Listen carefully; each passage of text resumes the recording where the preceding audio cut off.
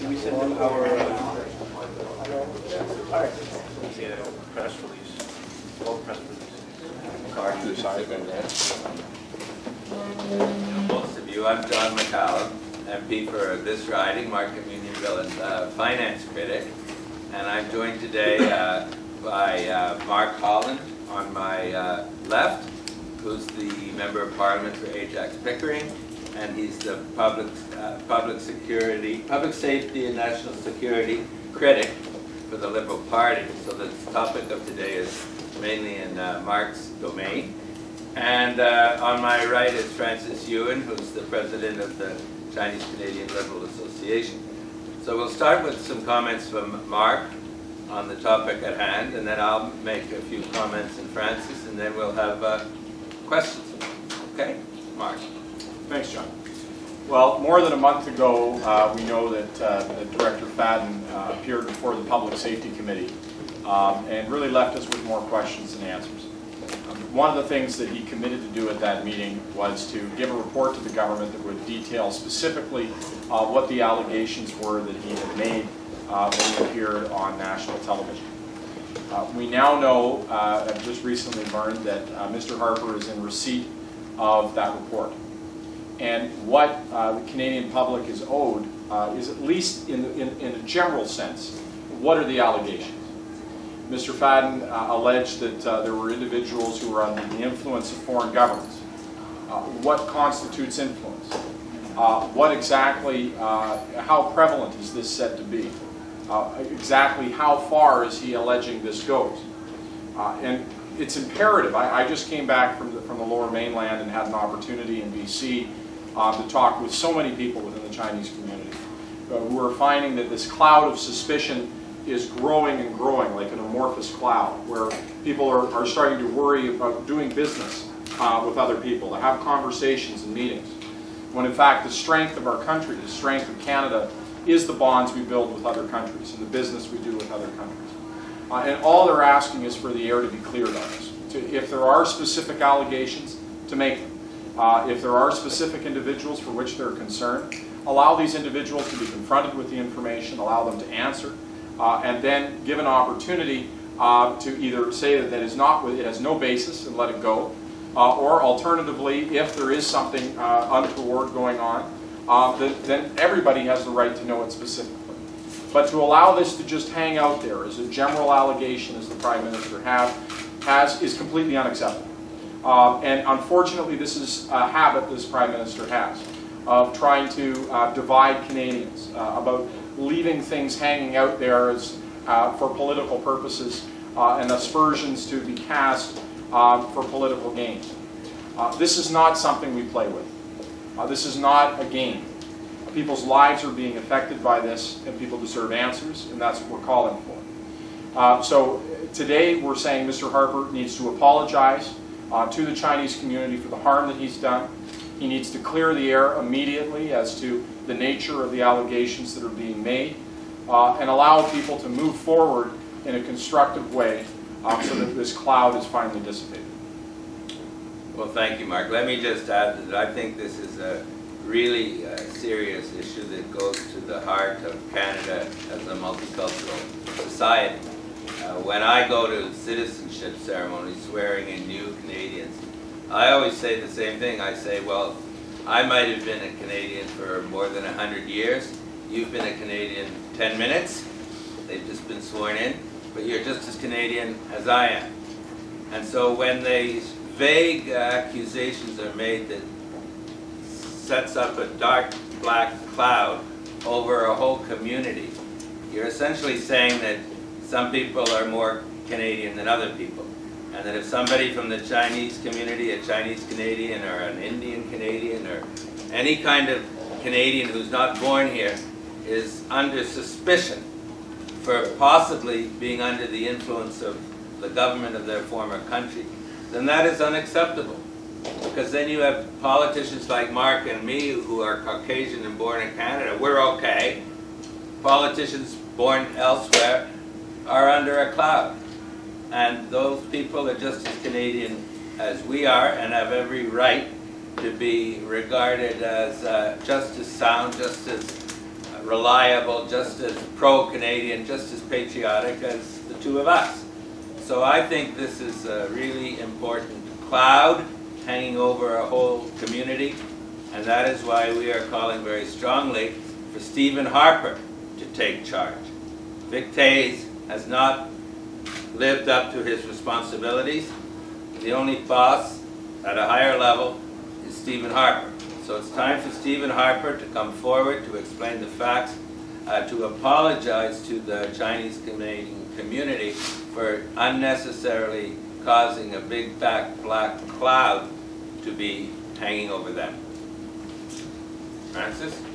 Okay, I agree with both John McCollum and Mark Holland, but I also want to further comment that the incident of Richard Fettes is not a single case. Recently, a Conservative member of Parliament from Calgary, Rob Anders, who comment that the Chinese authorities offer sex and gifts to some Canadian politicians. Now, this is an insult to the Chinese community in this country, and it's also an insult to the Chinese government. And this is not the only accusation by Mr. Anders. And he is also the one who compared the year 2008 Beijing Olympic Games to the 1936 Nazi Germany's Olympic Games. And as a member of Stephen Harper's caucus, Stephen Harper, being a prime minister, did nothing to correct his comments, and this is just ridiculous. Thank you. Just on that point, early in my time as a member of Parliament in 2001, I was the one who nominated Nelson Mandela to be an honorary Canadian citizen, and at that time Rob Anders objected because he said that Nelson Mandela was a communist and a terrorist. Eventually he was overruled and Nelson Mandela became an honorary citizen. So I think the essential point that Francis is making is not so much that Rob Anders makes crazy comments, but that the Prime Minister's office has done nothing to repudiate those comments. So again, it underlines our desire for Stephen Harper to take responsibility. Not Vic Tays, certainly not Rob Anders. It's up to the Prime Minister to come forward, to take charge, to offer an explanation and an apology for the damage that this has done. So I think we're ready for questions. Mr. Holland, you said you were in the Lower Mainland, BC recently, and that people were worried about doing business within the Chinese community. What exactly are they worried about, like specifically? Well, it starts as an allegation that's made against politicians, nameless politicians.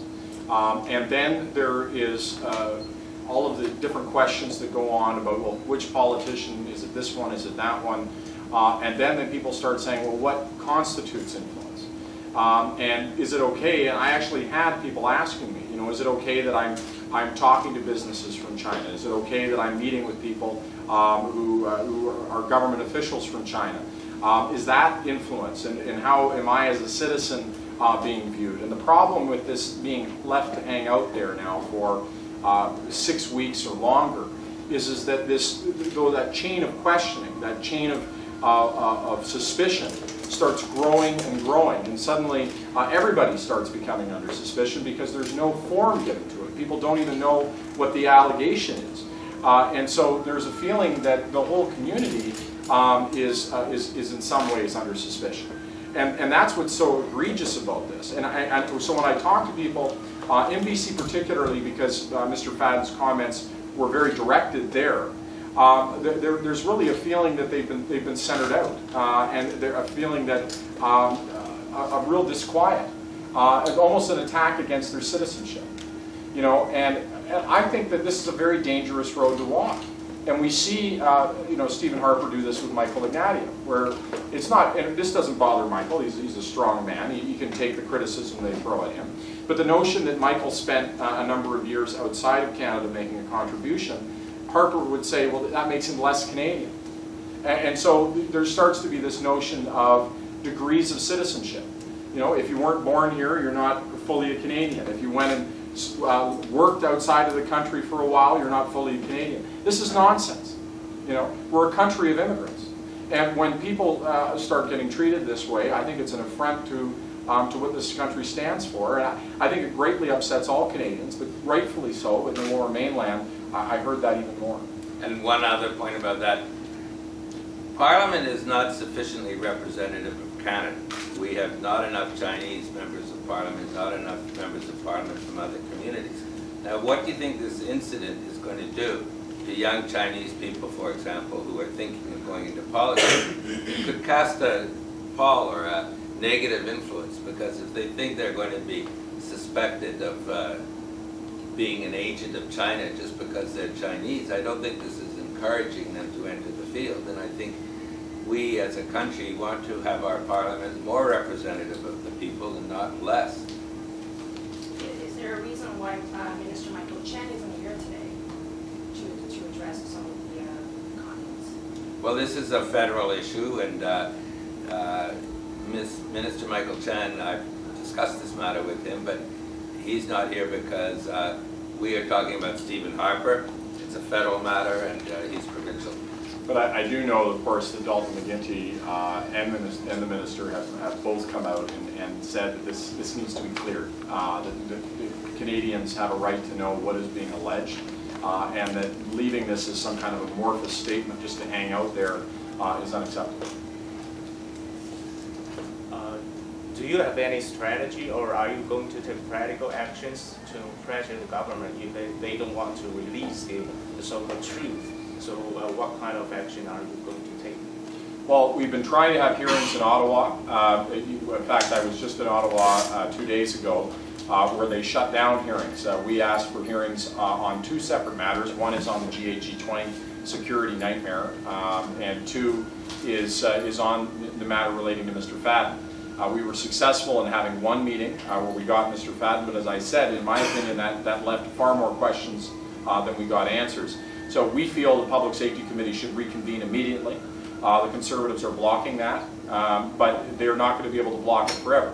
Public Safety Committee is going to come back in September, and this is going to be one of our first items on our agenda, is to have witnesses come before committee so that we can start to get answers. But let's be clear, it shouldn't be left to opposition parties through committee to clarify the statements. Mr. Fadden was very clear when he was on television that he had conveyed his concerns to the Prime Minister's office. He called it the Centre. He later clarified it was the Prime Minister's office.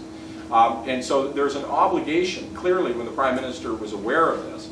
And this Prime Minister doesn't just let senior bureaucrats go on television and say things without his approval. You know, you look at all of the other independent officers of Parliament who've expressed a differing opinion for Mr. Harper. He's fired them.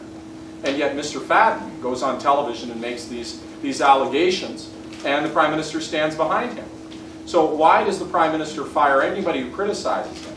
But this individual who goes out and makes a statement that causes huge pain, he stands behind him. Well, the only logical explanation is that the Prime Minister supports what he says and probably was aware that this was going on. And so, you know, it's the responsibility of the Prime Minister's office to clear this up. But let me be very clear, if he refuses to do his job, then we'll do ours. And we will, through committee, get these answers and finally disperse this cloud so that we can all collectively move forward. Mr. McKellen, you mentioned this dark black cloud that's shadowing everybody here. Is that happening here in Markham? I think it's probably primarily focused in the Lower Mainland. That's where there's been more outbursts and activity. But Markham clearly has a very large Chinese population. Perhaps more than 40% of my riding is Chinese. And I think it does cast aspersions directly or indirectly on the whole Chinese community, because it suggests, at least implicitly, that if you're Chinese and you go into politics, well, maybe you're a little suspicious. And we don't want that. We want more Chinese to go politics. And I think that this issue is an impediment to Chinese going into politics because it casts doubt on their Canadian patriotism. And I think that is totally unacceptable because, as I said, someone who's a new citizen who's been Canadian for 10 minutes is just as Canadian as anybody in this room and deserves the respect of the government and the population as much as anyone else. And I think this issue casts doubt on that basic principle of Canada. And I would add that I've been disturbed by the fact that when I go through the GTA, I've been asked by a number of people of, well, is this politician, do you think that politician might be the person? And you know, there's this group, and is that group, do you think, are they working for the Chinese government and trying to influence this politician? And so that's how this chain breaks, right? Because you have a general allegation, and then everybody's going, well, is it this person? Is it that person? And you know, who's doing the influencing? What about this group of people? This organization, are they under influence of somebody? And so by the time you let this hang out there for 6 weeks, just about everybody gets caught in that net. And so it's, I think it's a real problem, and it's disturbing to me when people ask me questions like that. You know, well, do you think this person is, or this particular politician is somebody that Fadden is talking about? You know, because not everybody keeps it contained to whatever his initial statements were. And you know, to add to Francis's comment, when you have somebody like Rob Anders come out and say, oh, it's much worse than even Mr. Fadden said, then that just opens the imagination that much more, and it creates even a larger problem. And it's why it's so reprehensible, I think, that the Prime Minister didn't immediately say, when Mr. Anders spoke, this is nonsense. Mr. Anders is completely wrong to say this, and demand Mr. Anders make an apology for what he said, but that didn't happen. Actually, Francis, you're a Chinese person living in Markham, and the question is, how does it impact Chinese people in the GTA? Maybe you'd like to add something to that question. Well, the Chinese community in the GTA area are very upset, okay, about both, you know, Fadden's comment as well as, you know, Rob Anders' accusations. And as far as we know, okay, you know, Stephen Harper, you know, came into power for 4 years, okay, and then he waited 4 years before he visited China, okay, last December. And he kept on saying that the Canada-China relationship has been improved a lot. But on the other hand, okay, he allows his you know, member of parliament, okay, his good old friend, you know, Rob Anders, to accuse the Chinese authorities of you know, selling sex and offering gifts to Canadian politicians. And on the other hand, also he announced you know, his you know, head of the you know, Canadian spy agency to you know, make allegations which without substantiated you know, evidence. So all this proves that, okay, I think it's due to the ideology of the Stephen Harper's you know, Conservative Party. And we all know that both Stephen Harper and you know, Rob Anders are actually, they all come from the Reform Party, as well as the later, the Canadian Alliance. And so I think it's due to the extreme ideology that something like this happened.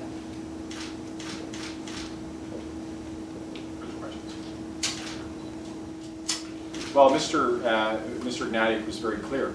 He said if he was in the same position as Mr. Harper or Mr. Fadden had done what he had done, he would fire him. But there's something implicit in that, that Mr. Fadden had gone rogue. So if Mr. Fadden is acting on his own, and he did this on his own, then there's no question he should be fired. If Mr. Fadden was doing this at the request of Mr. Harper, then that's an entirely different matter. Then the responsibility rests with Mr. Harper. And that's, let's look at Mr. Fadden's career. This is not a man who is prone to just going off and making up things on the fly and just saying whatever jumped to his mind. This is somebody with a long history of service, somebody who understands chain of command, somebody who would have understood that before he goes in front of the national press, he needs to clear his message with the Prime Minister's office. So it seems pretty likely to me that Stephen Harper and the Prime Minister knew exactly what Mr. Fadden was doing, and that he had the green light from Stephen Harper to go do what he was doing. So it's not enough, if you will, for Mr. Fadden to resign or be fired. There's a huge responsibility that rests with Stephen Harper, and that's why we're calling for him to apologize for the damage that's been done, and to make reparation, and to make reparation in the form of clearing this cloud, of explaining, first of all, whether or not this does have any validity in his mind, and if he does believe that there are a specific concern with a specific politician somewhere, then let that person defend themselves. You know, meet with that person privately, give them an opportunity to explain it. If they can't, if it's something that they can't explain, then at that point go public with that individual and allow that person to publicly defend themselves. But what's so unfair about this is that when you have an allegation that is so vague, the person cannot defend themselves, and people who aren't even being accused are now under suspicion. And then whole communities are under suspicion because people are wondering if they're working with other governments to influence these politicians. And that's what's so unfair about the situation. Just to reinforce what Mark said, it just so happens that when I was Minister of Natural Resources in 2005, Mr. Fadden was my Deputy Minister. So I got to know him quite well.